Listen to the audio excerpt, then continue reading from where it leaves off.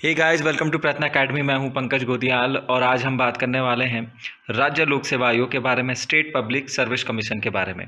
Last video हमने discuss किया था यूपीएससी संघ लोक सेवा आयोग के बारे में। आप हमारी प्लेलिस्ट में जाकर आप उस वीडियो को देख सकते हैं और काफ़ी अच्छे ढंग से वहाँ पर डिस्कस किया गया है।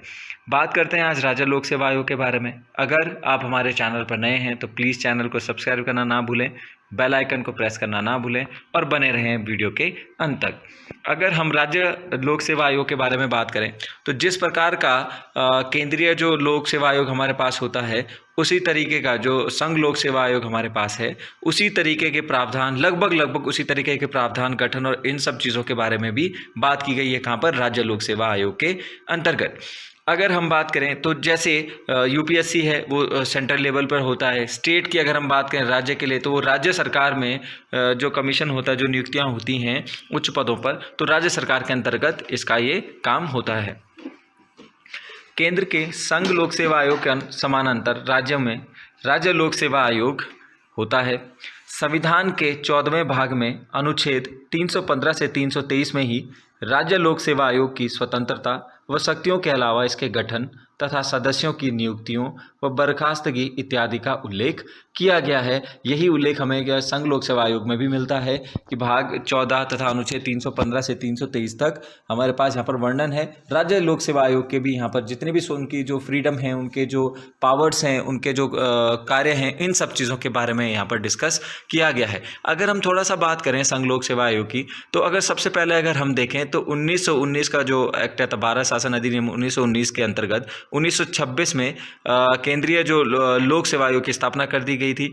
और इसी के बाद भारत शासन अधिनियम 1935 के अंतर्गत हमने क्या किया था, जो संघ लोक सेवा आयोग का भी वहाँ पर प्रावधान किया गया। तो सबसे पहले संघ लोक सेवा आयोग वहाँ पर हुआ था और केंद्रीय लोक सेवा आयोग हमारे पास 1919 भारत सरकार अधिनियम के अंतर्गत किया गया था।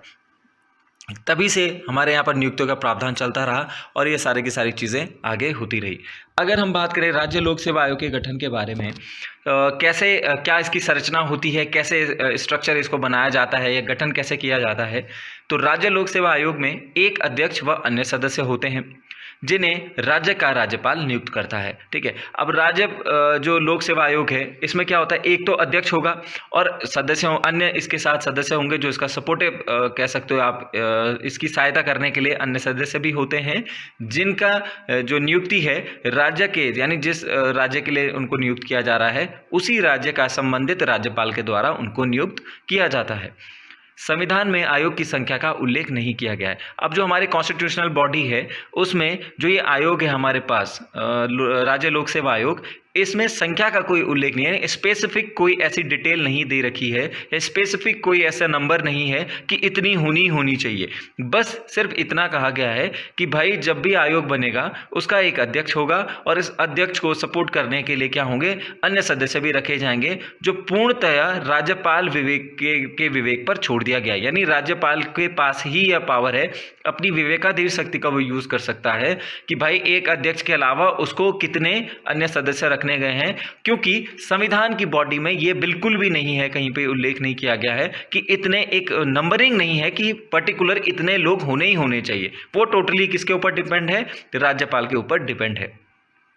इसके अतिरिक्त आयोग के सदस्यों की वांछित योग्यता का भी यहाँ पर जिक्र नहीं किया गया है कि भाई क्वालिफिकेशन कोई स्पेसिफिक नहीं है कि इस चीज़ में डिग्री होनी चाहिए या इस तरीके का कोई 10 सालों का कोई काम होना चाहिए राज्य सरकार, या इस तरीके का कोई भी यहाँ पर नहीं रखा गया, यानी स्पेसिफिकेशन में कोई ऐसा जिक्र नहीं किया गया है। ठीक है। लेकिन अगर हम बात करें, एक कंडीशन आप कह सकते हैं, एक परंपरा आप कह सकते हैं, यह आवश्यक है कि आयोग के आधे सदस्यों को भारत सरकार या राज्य सरकार के अधीन कम से कम 10 वर्ष काम करने का अनुभव होना चाहिए। यानी कि जो बाकी जो सदस्य हैं, यानी सपोज कीजिए एग्जाम्पल के तौर पर लें तो एक अध्यक्ष हो गया, सपोज कीजिए 10 अन्य सदस्य रखे गए हैं। ठीक है। राज्यपाल ने यूज किया अपने विवेकाधिकार का और 10 सदस्यों को अपने पास रख लिया। तो इन जो 10 सदस्य हैं, इन 10 सदस्यों में से क्या किया जाएगा, जो 5 सदस्य होते हैं हमारे पास, वो कहाँ से लिए जाएंगे, जो कि भारत सरकार या स्टेट गवर्नमेंट के अधीन कम से कम 10 वर्ष उनको काम करने का अनुभव प्राप्त हो या 10 वर्ष तक उन्होंने काम किया हो, जो आधे सदस्य हैं। तो यानी कि जो 5 सदस्य हैं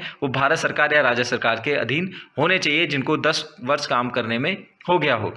संविधान ने राज्यपाल को अध्यक्ष व सदस्यों की सेवा की शर्तें निर्धारित करने का भी अधिकार दिया है। यानी कि जो हमारे पास आयोग है, इसके जितने भी अध्यक्ष हैं या सदस्य हैं, उनकी क्या सेवाएं होंगी, क्या शर्तें हैं उनके लिए, कैसे काम करेंगे, क्या स्ट्रक्चर होगा, ये सारा का सारा भी निर्धारित कौन करता है? संबंधित राज्य का राज्यपाल निर्धारित करता है। अगर हम इसके कार्यकाल के बारे में बात करें कि जो ये आयोग है या आयोग का अध्यक्ष है या आयोग के सदस्य हैं, क्या इनका टाइम पीरियड होता है, कार्यकाल कैसे हो सकता है, क्या हटाया जा सकता है? तो आयोग के अध्यक्ष व सदस्य पद ग्रहण करने की तारीख से 6 वर्ष की अवधि तक या 62 वर्ष की आयु तक इनसे जो भी पहले हो अपना पद धारण कर सकते हैं। पहले इनकी उम्र जो है वो 60 साल थी, बाद में हमने कॉन्स्टिट्यूशन अमेंडमेंट करके कितने में लाया? हमने इनको 62 में कर दिया है, ठीक है। तो 6 वर्ष हो या 62 वर्ष की आयु तक जो भी पहले होगा अपना पद धारण कर सकते हैं। अगर हम संघ लोक सेवा आयोग के मामले में बात करें, अगर आपने संघ लोक सेवा आयोग का हमारा वीडियो नहीं देखा है तो प्लेलिस्ट में जाकर आप उस वीडियो को देख सकते हैं। संघ लोक सेवा आयोग के अगर हम बात करें तो उनकी आयु कितनी होती है? 65 वर्ष। 6 वर्ष या 65 वर्ष या 6 वर्ष। अगर हम राज्य लोक सेवा आयोग की बात करें तो 6 वर्ष की अवधि या 62 वर्ष की आयु जो भी पहले हो तो उन्हें अपना क्या हो रहा है? अपना पद त्यागना होता है। दूसरा, कैसे जा सकते हैं? एक तो अपना उनका कार्यकाल पूरा हो गया वो तब जा सकते हैं। दूसरा कब जा सकते हैं? कि वे कभी भी राज्यपाल को अपना त्यागपत्र सौंप सकते हैं। यानी जब भी अगर उन्हें लगे कि भाई मैं काम करने में असमर्थ हूँ या मैं काम नहीं करना चाहता, उनका मन नहीं है, तो वो कभी भी राज्यपाल को क्या कर सकते हैं? अपना त्यागपत्र सौंप सकते हैं, ठीक है। राज्यपाल 2 परिस्थितियों में राज्य लोक सेवा आयोग के किसी एक सदस्य को कार्यवाहक अध्यक्ष नियुक्त कर सकता है। सपोज कीजिए कि जो ये अध्यक्ष है इसने त्यागपत्र दे दिया या कार्यकाल पूरा हो गया है, ठीक है। तो ऐसी स्थिति में भाई सीट को हम खाली तो रख नहीं सकते, तो क्या हो सकता है कि राज्यपाल 2 परिस्थितियों में क्या कर सकता है? किसी एक सदस्य को कार्यवाहक अध्यक्ष नियुक्त कर सकता है। जैसे हमने अगर एग्जाम्पल के लिए लें तो कार्यवाहक जो राष्ट्रपति है, जो भारत का उपराष्ट्रपति होता है, वो कार्यवाहक राष्ट्रपति के रूप में भी कार्य करता है। उनको बनाया जाता है जब राष्ट्रपति का पद क्या होता है? रिक्त होता है। तो ऐसे ही राज्यपाल भी क्या कर सकता है? एक परिस्थिति ये है कि भाई कार्यवाहक अध्यक्ष नियुक्त कर सकता है। तो परिस्थितियाँ क्या हैं? सामान्यतः 2 परिस्थितियाँ हैं। या तो अध्यक्ष का पद रिक्त हो जाए, पद खाली है, कोई पद ग्रहण करने वाला नहीं है, तब जाकर कार्यवाहक अध्यक्ष नियुक्त कर सकता है। या अध्यक्ष अपना कार्य अनुपस्थिति है या दूसरे कारणों की या किसी भी वजह से वो काम नहीं कर पा रहा है, तो इस वजह से भी वो क्या कर सकता है? अध्यक्ष नियुक्त कर सकता है। कैसा? कार्यवाहक अध्यक्ष। कार्यवाहक अध्यक्ष तब तक कार्य संभालेगा जब तक कि अध्यक्ष पुनः अपना काम नहीं संभाल लेता या अध्यक्ष नियुक्त किया गया व्यक्ति काम पर नहीं आता। 2 तरीके से भाई कब तक का टाइम पीरियड है इस कार्यवाहक अध्यक्ष का? सिर्फ उतने समय तक है जब तक कि जो अध्यक्ष है, ठीक है, जो पदमुक्त हुआ था या जिसने अनुपस्थिति था या उसने लीव लिए रखी थी, छुट्टी पर गया था, ठीक है, और वो वापस नहीं आ जाता, तब तक कार्यवाहक बना रहेगा। या ऐसा भी हो सकता है कि अध्यक्ष नियुक्त किया गया व्यक्ति काम पर नहीं आया, बिल्कुल ही काम पर नहीं आया, ठीक है, आ ही नहीं रहा है, बुलावे पर भी नहीं आ रहा है, तब तक वो क्या बना रहेगा? उस पद पर बना रहेगा। और जैसे ही वो वापस आता है तो वो अपना पद ग्रहण कर लेगा और ये कार्यवाहक अध्यक्ष से सीधा क्या हो जाएगा? एक सदस्य के रूप में फिर से अपना कार्य करना स्टार्ट कर देगा। निष्कासन की अगर हम बात करें, कैसे हटाया जा सकता है? भले ही राज्य लोक सेवा आयोग के अध्यक्ष व सदस्य की नियुक्ति राज्यपाल करते हैं, लेकिन इन्हें केवल राष्ट्रपति ही हटा सकता है। ये सबसे ज़्यादा की फैक्टर है। कई बार एग्जाम में ये आ रखा है, जो थोड़ा अच्छे लेवल के एग्जाम होते हैं वहाँ पर आपने देखे होंगे कि जो कूट तरह के क्या आते हैं, क्वेश्चन आते हैं कि आपको इवन आउट करके छांटना होता है वहाँ पर। तो ये काफ़ी बार पेपरों में देखा गया है कि राज्य लोक सेवा आयोग के और बहुत सारे जो हमारे स्टूडेंट्स होते हैं वो थोड़ा सा कन्फ्यूज हो जाते हैं कि राज्यपाल क्या करता है? नियुक्ति करता है, तो हटाने का अधिकार भी राज्यपाल के पास है। ऐसा बिल्कुल भी नहीं है। राज्यपाल केवल उनकी नियुक्ति कर सकता है, सेवा शर्तें निर्धारित कर सकता है, उनके टाइम पीरियड को देख सकता है, उनका चयन कर सकता है, उनकी नियुक्ति कर सकता है, लेकिन हटाने का अधिकार केवल और केवल राष्ट्रपति के पास ही मौजूद है। संवैधानिक दृष्टि से राष्ट्रपति उन्हें उसी आधार पर हटा सकते हैं जिन आधारों पर यूपीएससी संघ लोक सेवा आयोग के अध्यक्ष व सदस्यों को हटाया जाता है। कैसे हटाया जाता है? ज़्यादा डिस्कस करने के लिए, ज़्यादा जानकारी के लिए आप हमारी प्लेलिस्ट में जाकर संघ लोक सेवा आयोग के वीडियो को आप देख सकते हैं। थोड़ा शॉर्ट फॉर्म में अगर मैं आपको बताऊं तो दिवालिया घोषित कर दिया जाता है किसी अध्यक्ष को, तब हटा दिया जा सकता है। अपनी पदावधि के दौरान अपने पद के कर्तव्यों के बाहर किसी से वेतन नियोजन में लगा हुआ हो, यानी अपने उसके कर्तव्य हैं और उनसे बाहर भी वो किसी से क्या ले रहा है, वेतन ले रहा है, किसी को सपोर्ट कर रहा है या कुछ ऐसा काम कर रहा है जो संवैधानिक दृष्टिकोण से सही नहीं है, तो तब भी उसे हटाया जा सकता है। अगर राष्ट्रपति यह समझता है कि वो मानसिक या शारीरिक शैथिल्य के कारण पद पर बने रहने के बिल्कुल भी योग्य नहीं है, या मानसिक स्थिति उसकी ठीक नहीं है या शारीरिक स्थिति उसकी ठीक नहीं है, तो ऐसे में भी जो राष्ट्रपति है उसे हटा सकता है। इसके अलावा राष्ट्रपति राज्य लोक सेवा आयोग के अध्यक्ष या अन्य सदस्यों को उनके कदाचार के कारण भी हटा सकता है। यहाँ पर हम ये भी कह सकते हैं कि भाई कैसे हटाया जा सकता है इनको, तो कदाचार का आरोप लगाकर भी इनको हटाया जा सकता है। लेकिन ऐसे मामलों में राष्ट्रपति इसे सबसे पहले कहाँ भेजता है, उच्चतम न्यायालय को संदर्भित करता है, यानी सबसे पहले उच्चतम न्यायालय को भेजेगा। उच्चतम न्यायालय जांच के बाद उन्हें बर्खास्त करने की या दी गई सलाह का समर्थन करता है। तो सपोज कीजिए केस भेज दिया, उच्चतम न्यायालय ने या तो खारिज कर दिया तो अपने आप ही वो रिजेक्ट हो जाएगा। अगर उच्चतम न्यायालय जांच के बाद उन्हें बर्खास्त करने के द्वारा दी गई सलाह का समर्थन करता है कि हाँ बिल्कुल सही है, जो ये रिपोर्ट दी गई है बिल्कुल सही है, और उन्हें दोषी पाया जाता है इस चीज़ का, तो राष्ट्रपति अध्यक्ष व अन्य सदस्यों को हटा सकता है। संविधान के अनुसार उच्चतम न्यायालय द्वारा इस मामले में दी गई सलाह राष्ट्रपति के लिए बाध्य है। न्यायालय द्वारा की जा रही जांच के दौरान राज्यपाल अध्यक्ष व अन्य सदस्यों को निलंबित कर सकता है। अब यहाँ पर दो चीज़ है, एक तो हटाया जाना, इनमें देखो दो तीन जो शब्द होते हैं थोड़ा लगते एक जैसे हैं लेकिन अर्थ बिल्कुल अलग है। निलंबित करना, किसी को हटाया जाना, और बर्खास्त करना, इनमें बहुत ज़्यादा फर्क होता है। ठीक है, देखिए अगर हम बात करें हटाया जाना किसी को और बर्खास्त करना, जब भी किसी व्यक्ति को हटाया जाता है तो वो किसी दूसरे राज्य सरकार या भारत सरकार के किसी दूसरे कार्य में इन्वॉल्वमेंट होने के लिए योग्य व्यक्ति माना जाता है, योग्य ठहराया जाता है।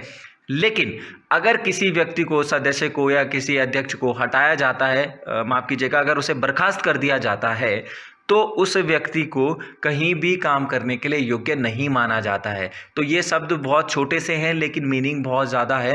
हटाना और बर्खास्त करना, निलंबित करना यानी कुछ समय तक, निलंबित यानी कुछ समय तक, यानी जब तक उसकी जांच पड़ताल की जा रही है, जब तक उसका कोई रिजल्ट नहीं निकलता, चाहे पॉजिटिव हो चाहे नेगेटिव हो, चाहे उसके पक्ष में हो या उसके पक्ष में ना हो, तब तक उसे निलंबित कर दिया जाता है। अगर पक्ष में होगा कि अगर वो उसे नहीं पाया जाता तो उसे वापस बुला लिया जाता है। अगर उसे दोषी करार कर दिया जाता है तो उसे बाद में हटाया जा सकता है या उसे बर्खास्त किया जा सकता है।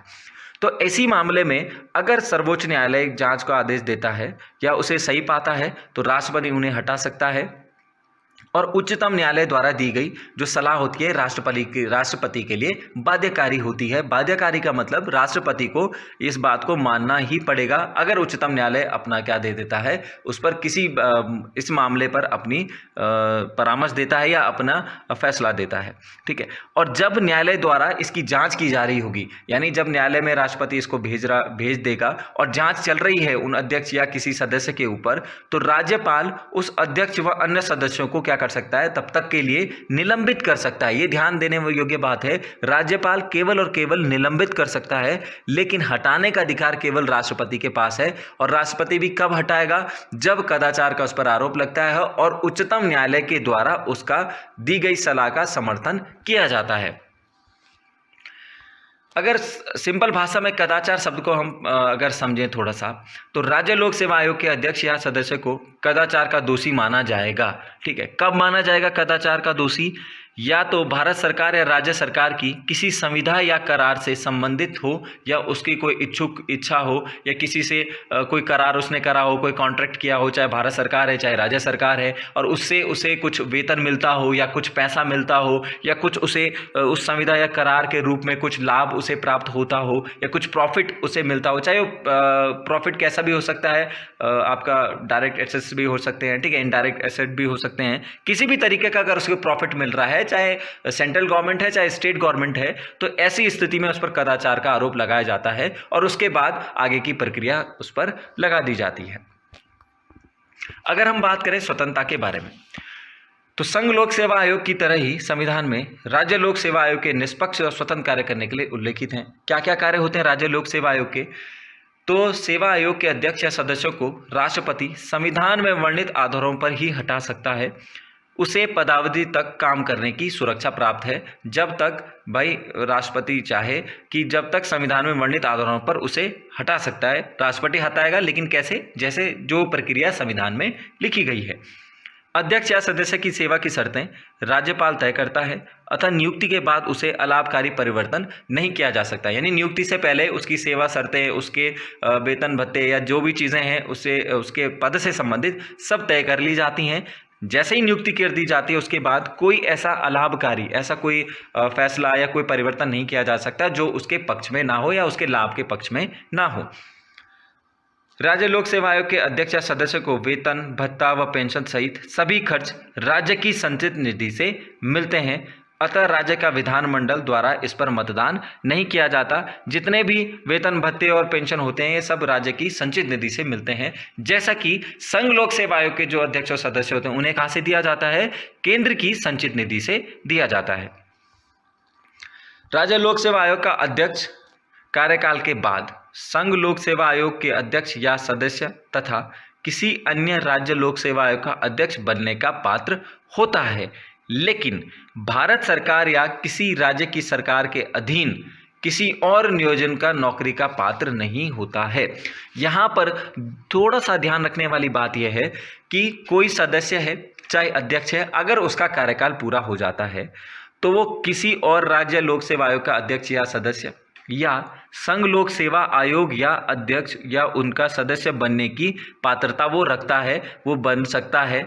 लेकिन अगर कार्यकाल उसका पूरा हो जाता है तो इस आयोग के अध्यक्षों के अलावा वो भारत सरकार हो, चाहे राज्य की सरकार हो, सेंट्रल गवर्नमेंट हो या स्टेट की गवर्नमेंट हो, उनके अधीन किसी नियोजन यानी इनके अधीन अगर कोई नौकरी आती है तो उसका पात्र वो बिल्कुल भी नहीं होगा। ये ऐसा नहीं हो सकता कि पहले आयोग का कोई अध्यक्ष रहा हो और बाद में कोई गवर्नमेंट की वैकेंसी आ गई हो, किसी भी चीज़ की वैकेंसी हो गवर्नमेंट की, और वो उसने अप्लाई किया और नौकरी के लिए एलिजिबल हो, तो वो नौकरी के लिए बिल्कुल भी एलिजिबल नहीं है, चाहे वो सेंटर की हो चाहे स्टेट की हो। हाँ, संघ लोक सेवा आयोग हो या राज्य लोक सेवा आयोग हो तो वहां पर वो अध्यक्ष भी बन सकता है और सदस्य भी नॉमिनेट हो सकता है, लेकिन राज्य सरकार और केंद्र सरकार के अधीन किसी भी नौकरी का पात्र नहीं होता है।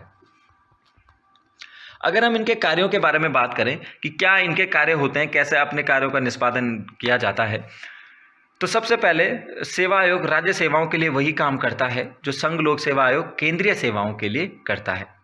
यह राज्य की सेवाओं में नियुक्ति के लिए परीक्षाओं का आयोजन करता है, कार्मिक प्रबंधन से संबंधित विषयों पर अपना परामर्श देता है, जैसे सिविल सेवाओं और सिविल पदों के लिए भर्ती की पद्धतियों से संबंधित सभी विषयों पर, सिविल सेवाओं और पदों पर नियुक्ति करने में तथा सेवा प्रोन्नति व एक सेवा से दूसरी सेवा में तबादले के लिए अनुसरण किए जाने वाले सिद्धांतों के संबंध में भी अपनी रखता है। अगर हम बात करें कि राज्य सरकार में सिविल हैसियत में कार्य करते हुए सभी अनुशासनिक विषय, ज्ञापन या अर्जी सहित, जैसे निंदा प्रस्ताव को रोकना, अस्वीकृत करना, वेतन वृद्धि को रोकना, पदोन्नति रोकना, धन हानि की पुनः प्राप्ति, ये भी सारे इसके कार्यों के अंतर्गत आते हैं।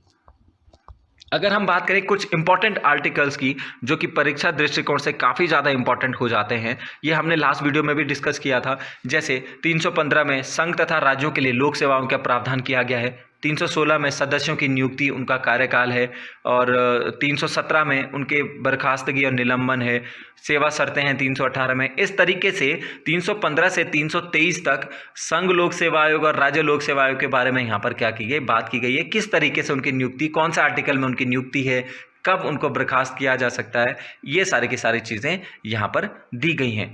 परीक्षा दृष्टिकोण से ये आर्टिकल्स बहुत ज़्यादा इम्पॉर्टेंट हैं और जो है इम्पॉर्टेंट होने के साथ साथ कई बार ये पेपरों में भी पूछे गए हैं। अगर आप हमारे चैनल से जुड़ना चाहते हैं तो प्लीज़ चैनल को सब्सक्राइब करें, और अगर कोई बात आप हम तक पहुंचाना चाहते हैं तो कमेंट के ज़रिए आप हम तक अपनी बात को पहुंचा सकते हैं। कमेंट बॉक्स में जाकर आप हमें कमेंट कर सकते हैं। Thank you.